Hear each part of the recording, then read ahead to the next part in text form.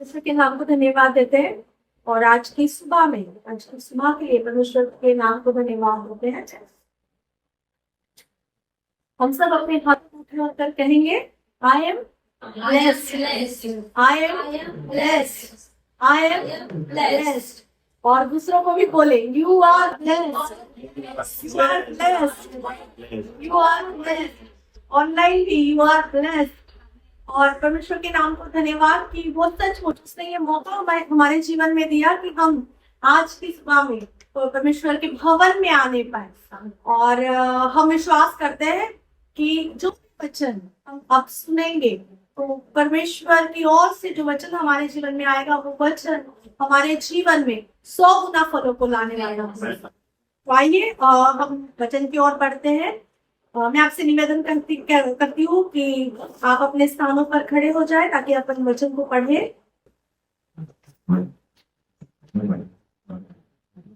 प्रकाशित वाक्य उसका 22वां अध्याय 10 से लेकर 12 हम 2 वचनों को पढ़ेंगे। प्रकाशित वाक्य उसका 22 अध्याय और उसके 10 से लेकर 12वें अध्याय तक हम सब मिलकर पढ़ेंगे। फिर उसने मुझसे कहा, इस पुस्तक की भविष्यवाणी की बातों को बंद मत कर, क्योंकि समय निकट है। अन्याय करता है और अन्याय ही करता है, जो धर्मी है वो मलिन बना है, और जो धर्मी है वो धर्मी बना रहे, जो पवित्र है वो पवित्र बना रहे। देख, मैं शीघ्र आने वाला हूँ और हर एक के काम के अनुसार बदला देने के लिए प्रतिफल मेरे पास है। बड़े वचन पर आशीष दे हमें। आप सब बैठ सकते हैं, दुआ करेंगे। परमेश्वर धन्यवाद देते हैं प्रभु जी, इस समय प्रभु आपका है परमेश्वर, आप हमसे बातें करें परमेश्वर। प्रभु जी जो वचन प्रभु अब हम सुनने पर है परमेश्वर खुदा, प्रभु जी मेरे मुंह को छू लेना राजा।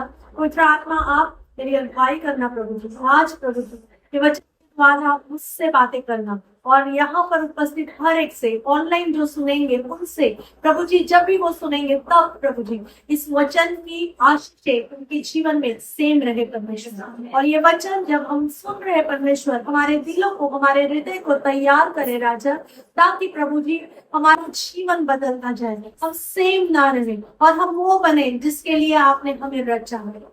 यीशु मसीह के जिंदा नाम में मांगते हैं, सुनो करेंगे आमीन। Praise the Lord. आज का विषय है कम बैक, लौट आना। लौट आना हम देखते हैं इस विषय में कि लौट आने का मतलब है कि हम जो जर्नी है, हम सफर में चलते हैं, हम जो भी इस दुनिया में जैसे परमेश्वर ने हमें रखा है, हम हमारे चाल चलन को, हमारे जीवनों में हम जैसे चलते हैं, तो इस जीवन में जब चलते चलते परमेश्वर का वचन कई बार बोलता है कि लौट आओ। परमेश्वर का वचन हमें चेतावनी देता है और कहता है कि लौट आओ। अगर तुम्हारे जीवन सही नहीं है, अगर तुम्हारे जीवन में कहीं भी ऐसी बातें हैं कि जो परमेश्वर के योग्य, उसके तराजू में हम अगर सही नहीं है, तो परमेश्वर हमें हमारे जीवन में मौका देता है कि हम लौट आ सके, हम कम बैक हो सके। तो आइए हम परमेश्वर के वचन से देखते हैं। उससे पहले हम एक वचन को पढ़ेंगे, न्यायियों की किताब 21वां अध्याय और 25 वचन। न्यायियों की किताब उसका 21 अध्याय का 25 वचन।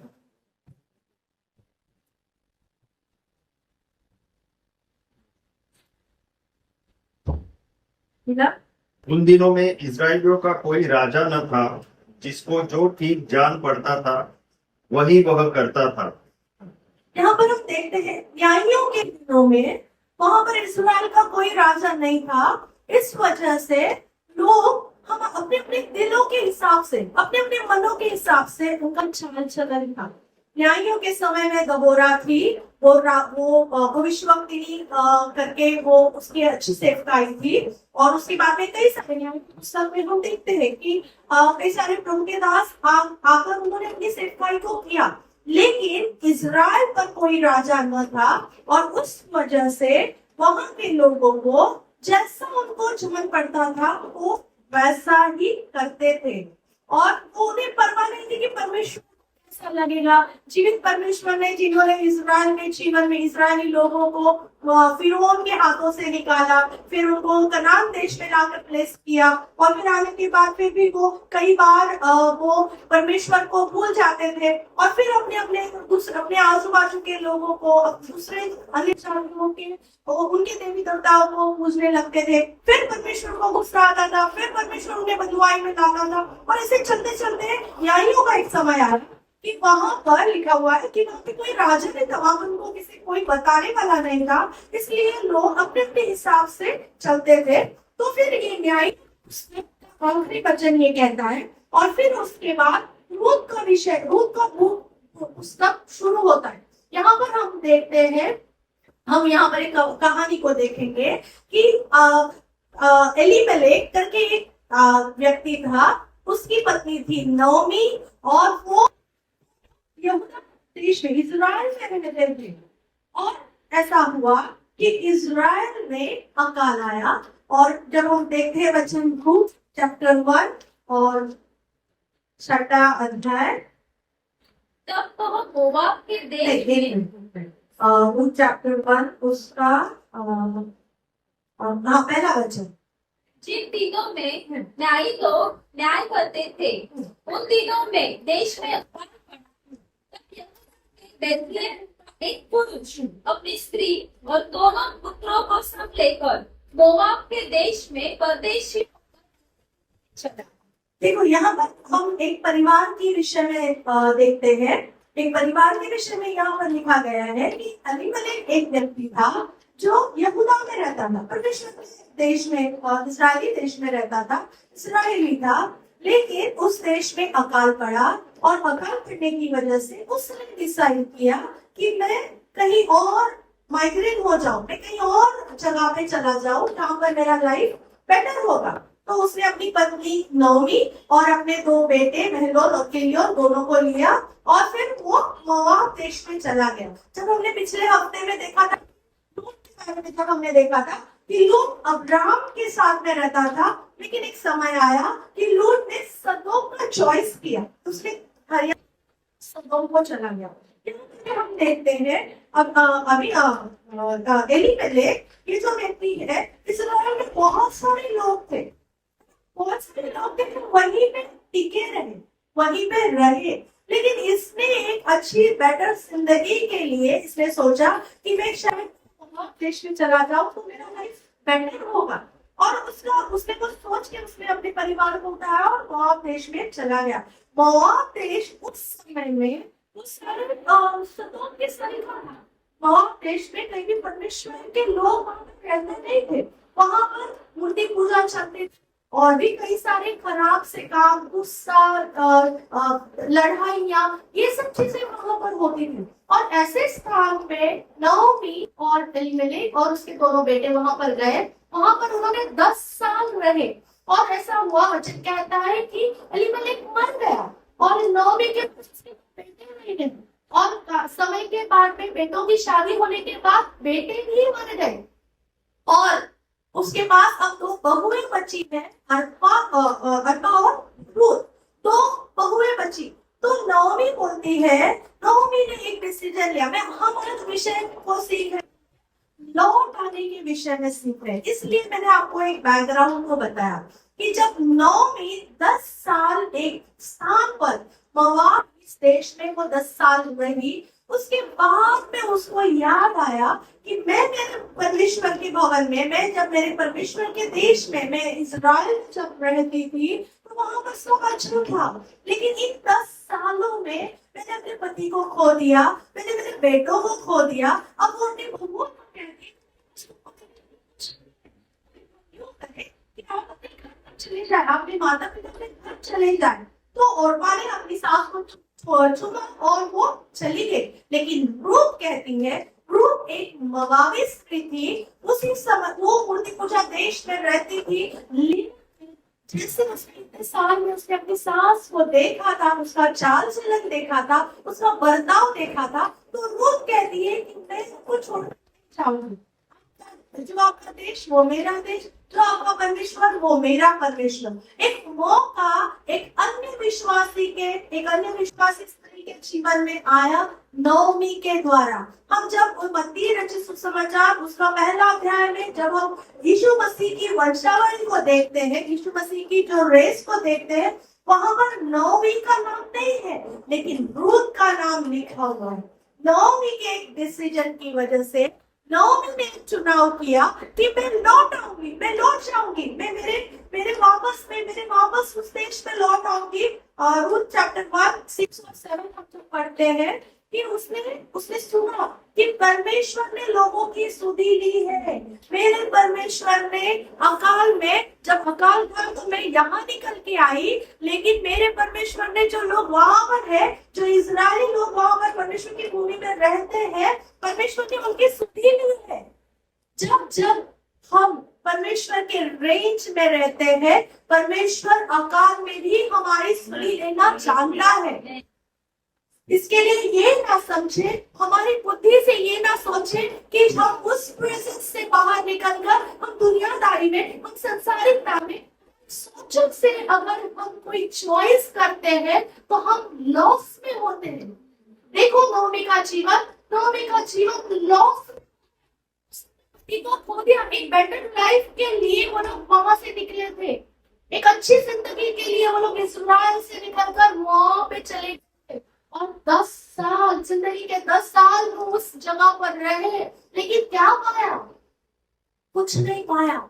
जो था वो भी चला गया, जो साथीदार था, जो उन्हें ले आया था, वो साथीदार भी चला गया। जो आधार था, बच्चों के ऊपर आशा रखती थी, लेकिन बच्चे भी चले गए, बहू भी चली गई, बची एक रूथ, सिर्फ एक रूथ बची।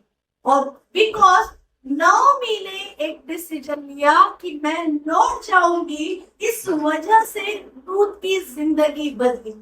रूथ की जिंदगी मोआब में नहीं बदलती। क्या मेरे साथ हो?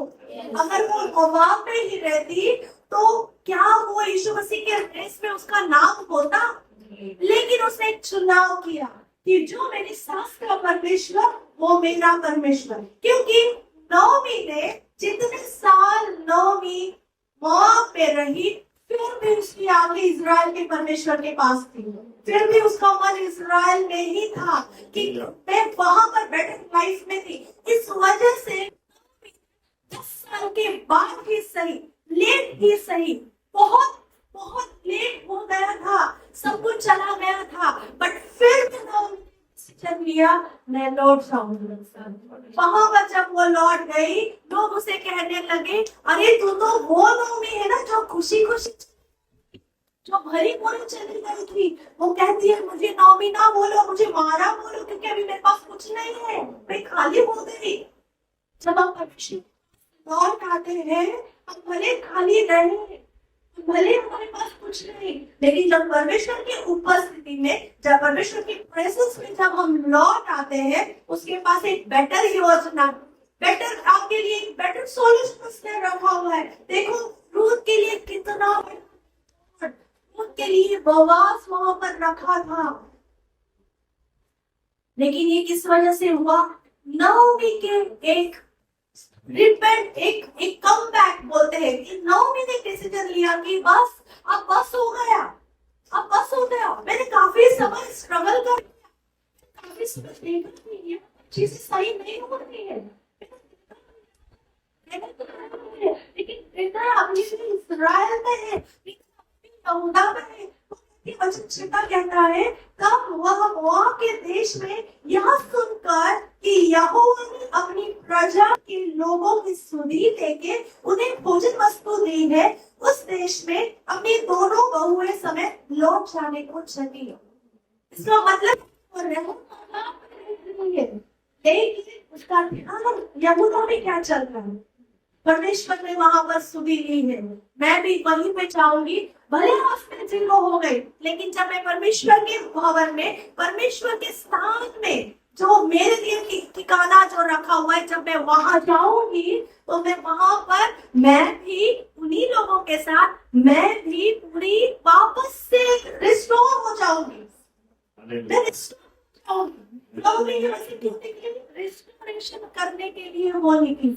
जब वो वहां पर गई, हम देखते हैं परमेश्वर का वचन। आज हम क्या सीखते हैं? परमेश्वर का वचन जब हमारे पास आता है, देखो हम पढ़ेंगे योएल नबी की किताब 2 अध्याय 12 और 13 वचन।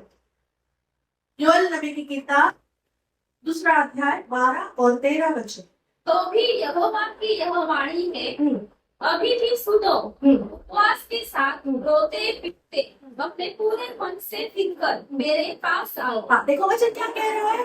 परमेश्वर का वचन हमारे पास आ रहा है और परमेश्वर का वचन कह रहा है मेरे पास आओ।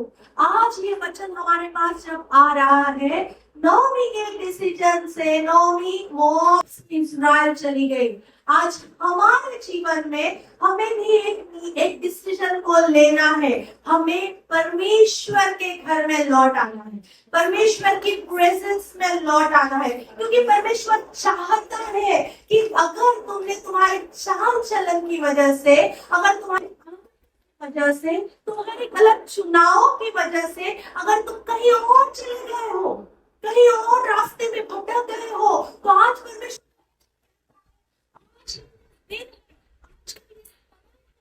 लौट आओ, मेरे पास लौट आओ, अपने चाल चलन को ठीक कर लो, मेरे पास लौट आओ। जब तुम मेरे पास लौट आओगे, मैं तुम्हें बड़े प्यार से मेरी बाहों में लेने के लिए तैयार हूँ। मैं तुम्हारे लिए वेट कर रहा हूँ।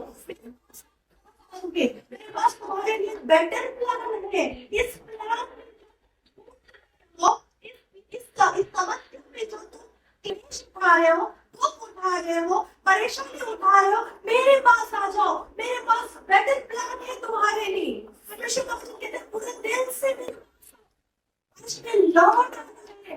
आज हमारे जीवन में क्या ऐसी बात है कि जो हमें कहीं और ले गई? क्या वो हमारा जॉब है? क्या वो हमारे रिश्ते, क्या हमारे बेटे बच्चे बच्चियां है, क्या मेरा पति है, क्या मेरी पत्नी है, कि जो मुझे परमेश्वर से दूर ले जाओ? मेरे जीवन बात है कि जो मुझे इस्राएल से लेकर मोआब में लेके जा रहे, हमारे जीवन में झाके कौन सी ऐसी बात है जो मुझे परमेश्वर के प्रेजेंस से दूर ले जा रही? आज लौट आए, परमेश्वर के प्रेजेंस में लौट आए। परमेश्वर चाहता है, परमेश्वर कहता है कि मन खोल कर, क्या वचन पढ़ोगे? मन से अपने मन से फिर कर मेरे पास आओ। फिर आगे हम पढ़ेंगे। अपने वस्त्र नहीं, अपने मन ही को फाड़कर अपने परमेश्वर यहोवा की ओर फिरो। परमेश्वर का वचन क्या कह रहा है? अपने वस्त्र, पुराने नियम में जब दुख होता था, जब संकट आते थे, या फिर कुछ पाप हो गया है, कुछ पाप या फिर अपराध हुआ होता है, तो तब उस समय में इजरायली लोग परमेश्वर के सामने टाट पहन के दुख या शोक है, तो वो दिखाने के लिए वो अपने वस्त्र को फाड़ते थे।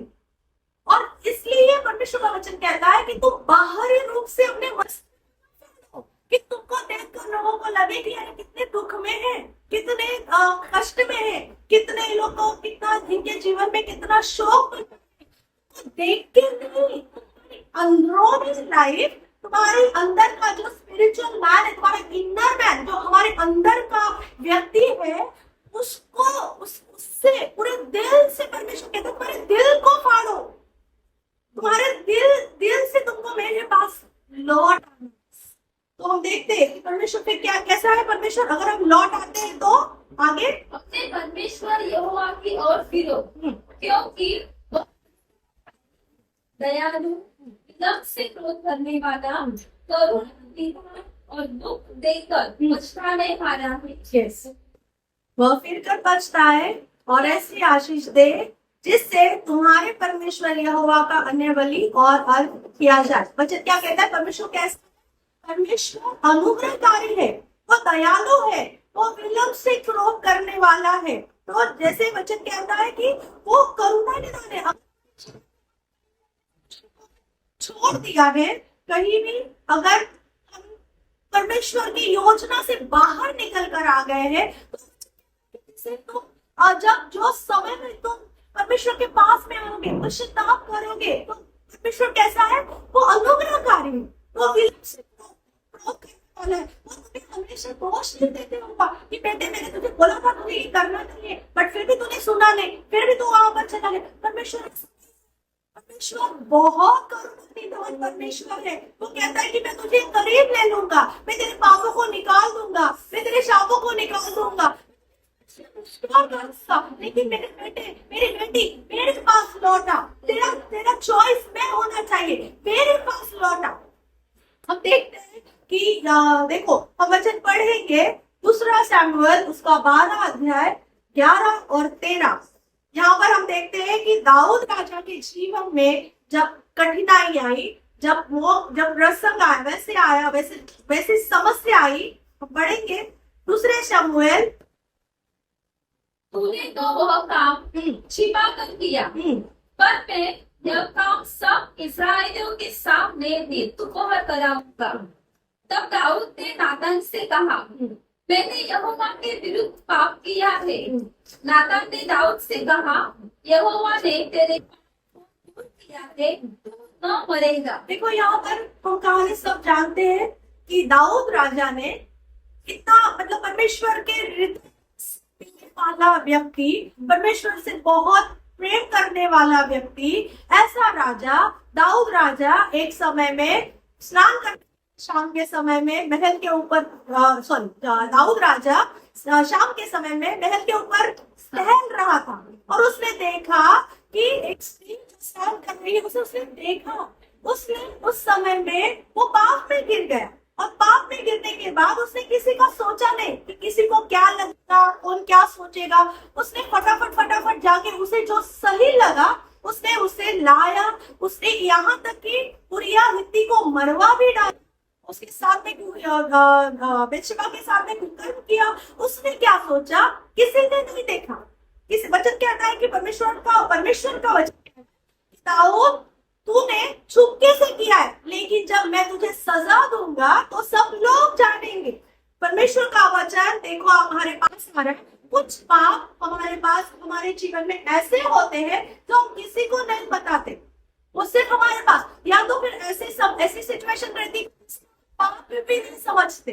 देखो अभी दाऊद के लिए हम सोचते हैं अगर उसे पता चलता कि मैं पाप कर रहा हूँ तो शायद वो नहीं करता, लेकिन उस समय पाप इतना हावी हो गया था कि उसने परमेश्वर की मर्जी को जानने की कोशिश नहीं की। उस समय में उसने उसे जो सही लगा उसने वही किया। हम जैसे न्यायों के दिनों में देखते हैं कि जैसा जिनको समझ में आता था वो वैसा करते थे। दाऊद राजा जब देखते हैं कि उस समय जो लगा सही लगा, उसने उसके पति तक को मरवा दिया। अब सोचो कि एक व्यभिचार, एक खून और एक झूठ, 3 काम दाऊद राजा ने उस समय में किए। और जब नातान नबी आकर वो बताता है उसे कि हे राजा तेरे राज में किसी ने तो ऐसे काम किया है, तो बोलता कौन है, मैं उसे मार दूंगा।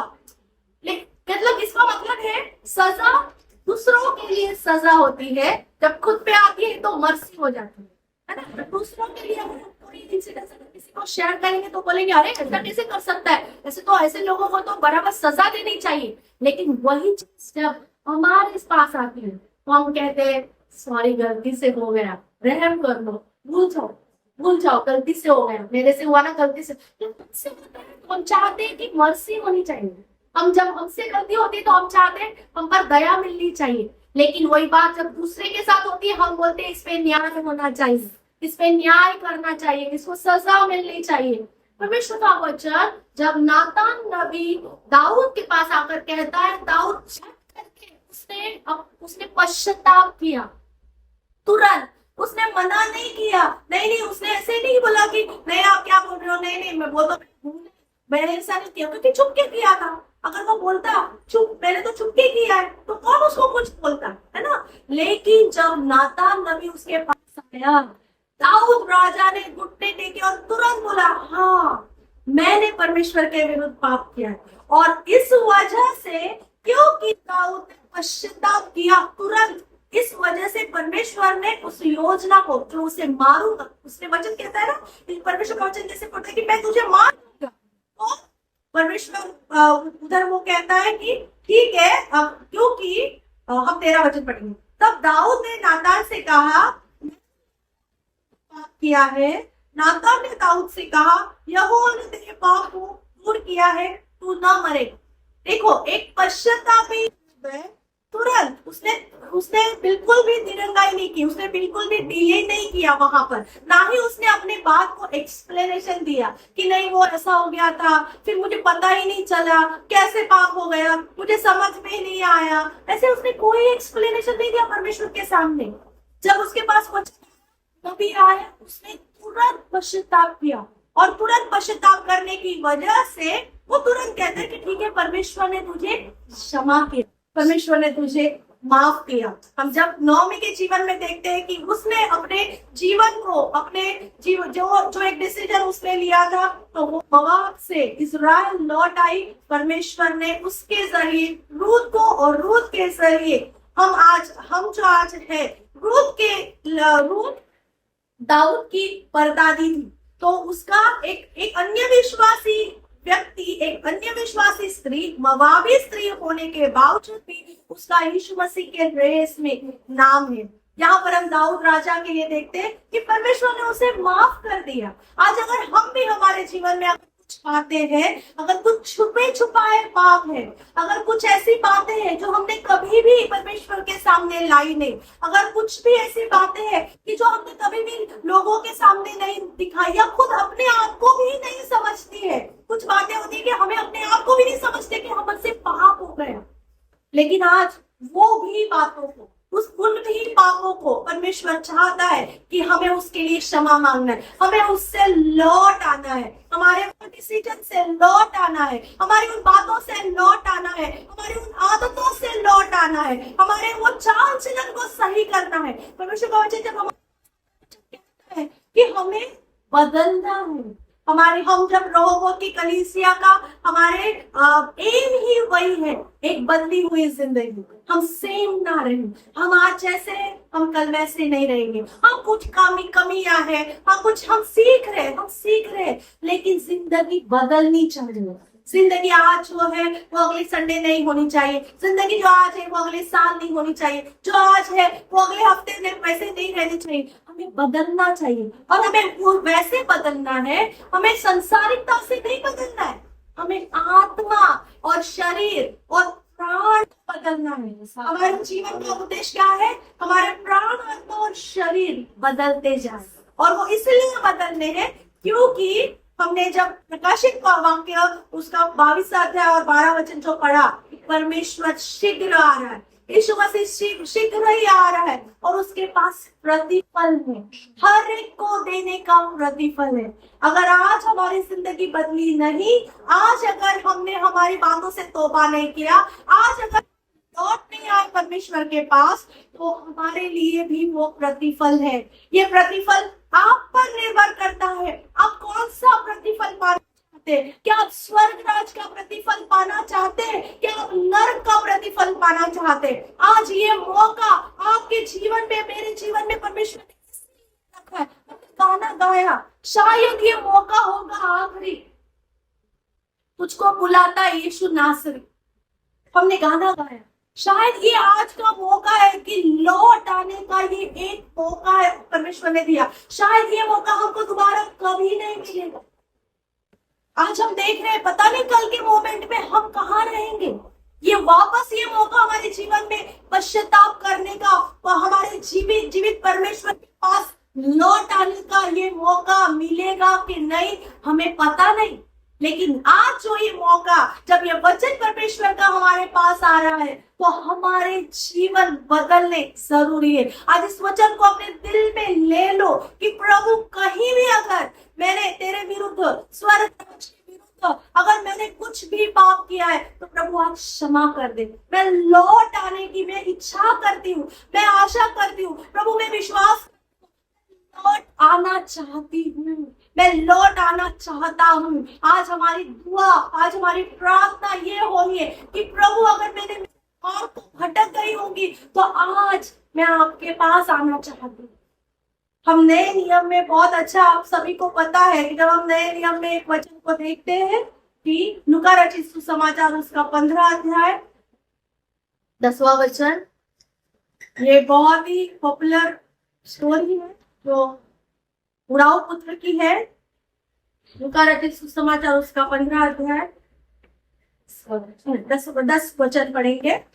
मैं तुमसे कहता हूँ कि इसी रीति से एक मन फिराने वाले पापी के विषय में परमेश्वर के स्वर्गदूतों के सामने आनंद होता है। देखो यहाँ पर वचन क्या कहता है कि अगर हम हमारे हृदय में हमारे सारे पापों को जब हम मान लेते हैं, जब हम पश्चाताप करते हैं, हम लौट आते हैं, तो हमारे विषय में कौन आनंद करते हैं? स्वर्ग में स्वर्गदूत परमेश्वर के सामने आनंद करते हैं कि अरे वाह, आज हमने एक आत्मा को ले लिया, आज एक आत्मा नाश होने से बच गया, अरे वाह, आज एक आत्मा नरक जाने से बच गया। परमेश्वर ने नरक हमारे लिए नहीं बनाया हुआ है, हमारे लिए नरक नहीं है, नरक अच्छी जगह नहीं है। जिस दिन परमेश्वर जिस दिन यीशु मसीह आए उठाए नहीं जाएंगे, उसके बाद में जो लोग बचेंगे, जो लोग पाप में जी रहे हैं, जो लोग संसारिकता में जी रहे हैं, उनके रखा है नरक। जिन्होंने यीशु मसीह को नहीं माना उनके लिए वो जगह रखी है। लेकिन ये मौका है, ये समय जो जब तक यीशु मसीह आता नहीं है तब तक ये समय है कि हम एक दूसरे को बताएं नरक अच्छी जगह नहीं है, आप वहां पर नहीं जाना। आप अपने आप को नरक के लिए तैयार ना करें, आप अपने आप को स्वर्ग जाने के लिए तैयार करें। हम और आप, हमारे पास ये मौका है कि ये समय है तैयारी का, ये समय है हम अपने आप को तैयार करें, ये समय है हम अपने आप को, हमारे इर्द गिर्द जो लोग हैं उनको तैयार करने का समय है। अगर हम ही कहीं और चले गए, हम ही अगर कहीं किसी और का कोई और रास्ता अगर हमने अपना लिया, तो हम दूसरों को भी कैसे स्वर्ग राज में ले चलेंगे।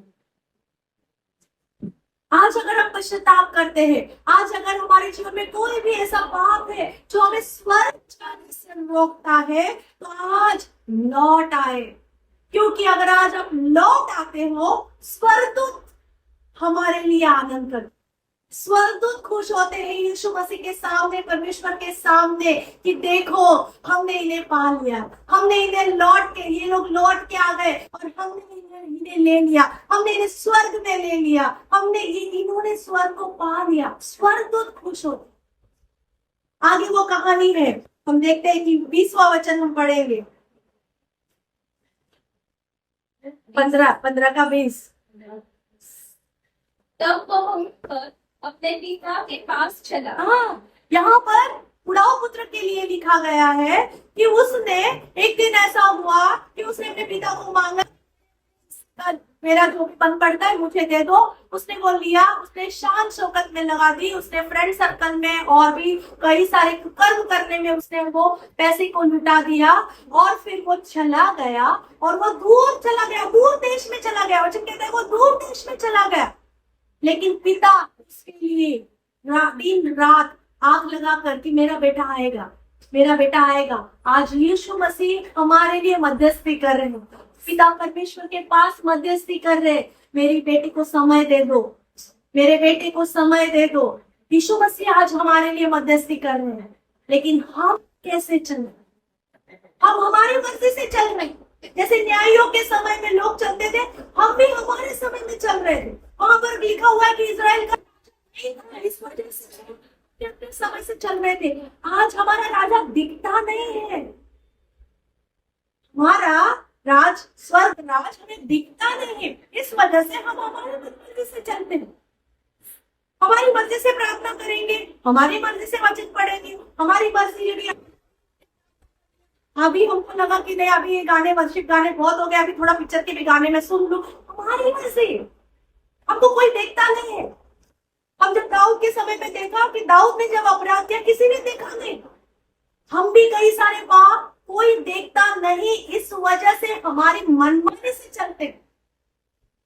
लेकिन आज वचन कहता है उसने अपने दिल में, जब हम पाप में पड़ते हैं, जब हम गलत चुनाव करते हैं, तो गलत चुनाव करने की वजह से हम अकेलेपन में चले जाते हैं। यहाँ पर जब हम उड़ाऊ पुत्र की स्टोरी में जब हम देखते हैं कि उसके पैसे खत्म हो गए, उसके दोस्त निकल के चले गए, उसको छोड़ दिया, उसको अधमरी हालत में छोड़ दिया।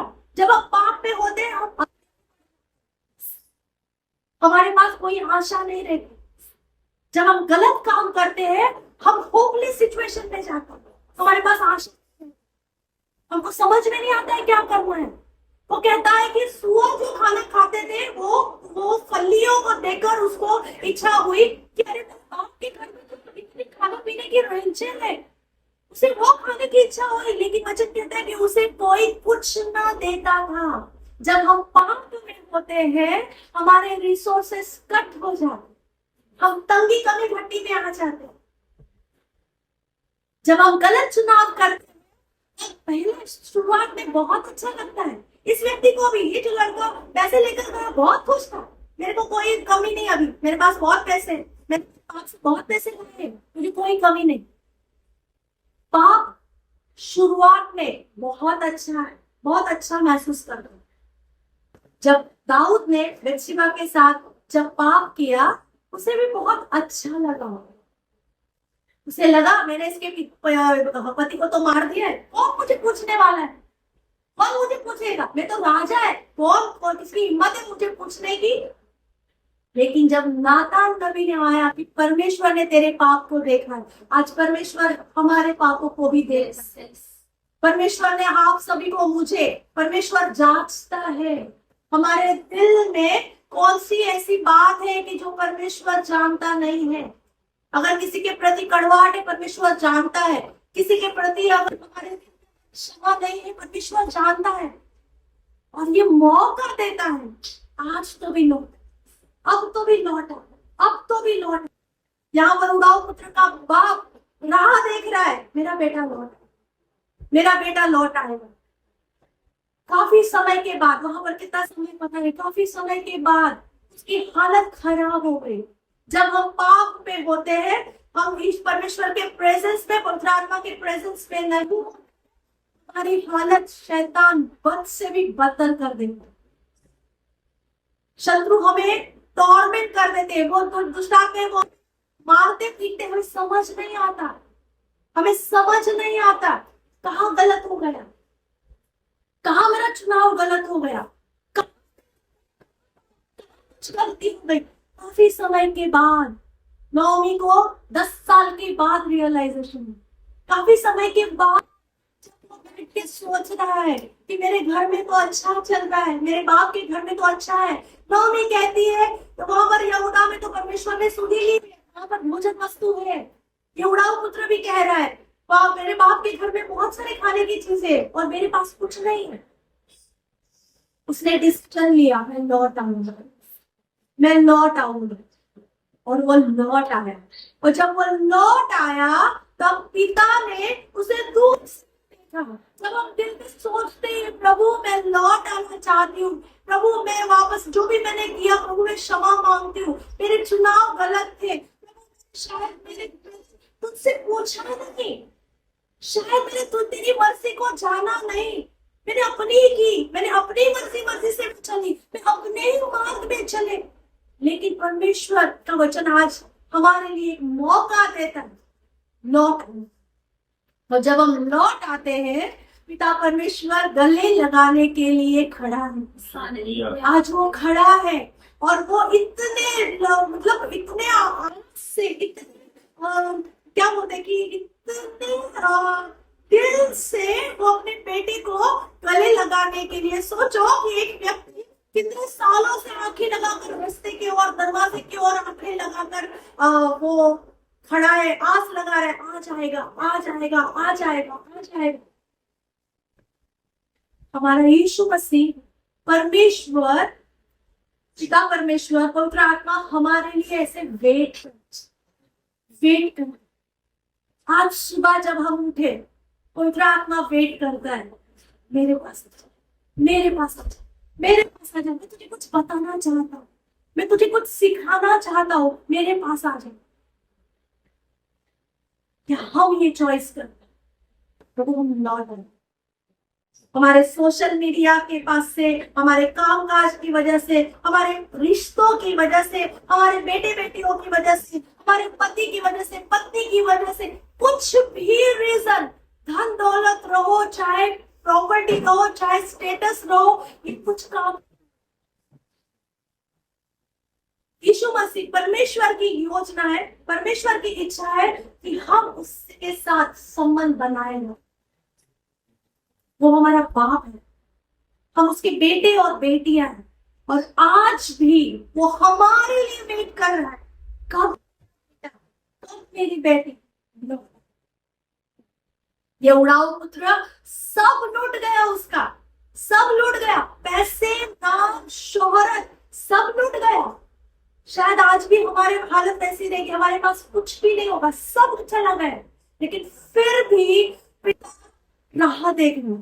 जब पिता के पास वो आया, पिता ने बोला चलो, लोगों को बोला, उनके दास दासियों को बोला कि मेरा बेटा आया, इसे अच्छा नहलाओ, इसे अच्छा कपड़ा पहनाओ, इसे अंगूठी पहनाओ, इसे जूता पहनाओ, और भोज रखो, अच्छा कपड़े पहनाओ और अच्छा भोज रखो।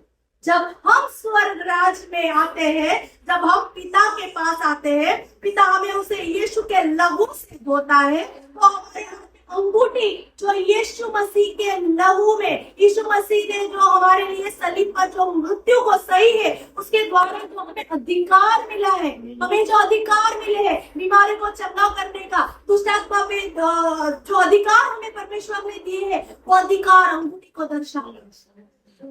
हमारे लिए जूते दिए, जूते जो सुसमाचार के जूतों को दिखाता है कि अगर हम राजा के बेटे, राजा की बेटी है, तो हम छोड़ तक जाएंगे। हम सुसमाचार लेकर, हम यीशु मसीह को पहनकर हम पृथ्वी की छोर तक उसके गवाह बनेंगे। ये रिवॉर्ड हमारे लिए रखा है। जब हम लौट आते हैं, हम यीशु मसीह के पास, हम परमेश्वर के पास लौट आते हैं, ये रिवॉर्ड, ये प्रतिफल उसने हमारे लिए रखा हुआ, स्वर्ग राज रखा हुआ। लेकिन एक डिसीजन, लौट आने। राजा हमें परमेश्वर के सामने, प्रभु अगर कुछ भी मैंने जाने और अनजाने में, मेरी प्राण, मेरी आत्मा और मेरे शरीर के द्वारा कुछ भी ऐसी पाप, ऐसे अपराध अगर मुझसे हुए हैं, गलत चुनाव हुए हैं, परमेश्वर आज हम लौट आते हैं, हम क्षमा मांगते हैं। वो खुदा प्रभु जी आपके लहू से, यीशु के लहू से हमें धो दे, हमें शुद्ध कर दे। प्रभु जी हम पर यीशु का लहू लगा हुआ है। शत्रु ने अगर हमारे सारे रिसोर्सेस को ले लिया हो, सारे कितनी भी हानि आज तक की हो, लेकिन परमेश्वर का वचन जैसे कहता है कि जितने साल तेरे टीटियों ने खा लिए, वो सभी मैं तुझे रिस्टोर कर दूंगा। परमेश्वर, हम विश्वास करते हैं राजा, हम लौट आना चाहते हैं हमारे पापों से, हमारे अपराधों से, हमारी आदतों से, प्रभु जी हमारे अविश्वास से, हमारे डाउट से, और प्रभु और कुछ ऐसा प्रभु जो हम जानते भी नहीं, प्रभु ऐसी बातों से प्रभु हम लौट आते हैं राजा। जो भी चीजें, जो आदतें, जो भी बंधन, कुछ भी प्रभु ऐसे कोई रिश्ते, कुछ भी ऐसी बातें हमारे मुंह के द्वारा, हमारे सोच विचार के द्वारा अगर हमने आपके विरुद्ध में, स्वर्ग राज के विरुद्ध में की है, तो प्रभु आज हमें क्षमा कर देना परमेश्वर। खुदा के दया के सिंहासन के करीब आकर, जैसे हमने पढ़ा परमेश्वर, प्रकाशित वाक्य 22 और 12 का वचन जैसे कहता है, आपके पास हमें देने के लिए प्रतिफल है। का वचन जैसे कहता है, अंत के समय में हर कोई, जैसे वचन कहता है कि अन्याय करने वाला अन्याय करता रहे और धर्मी बना रहे। प्रभु जी हम हमारी सारी गलत बातों को छोड़कर प्रभु आपके वचन के द्वारा धर्मी बनना चाहते। परमेश्वर आज हमें छू लेना राजा, और आपके लहू से हमें धो देना राजा। हम लौट आना चाहते हैं प्रभु। आप उस बाप के समान तैयार हो।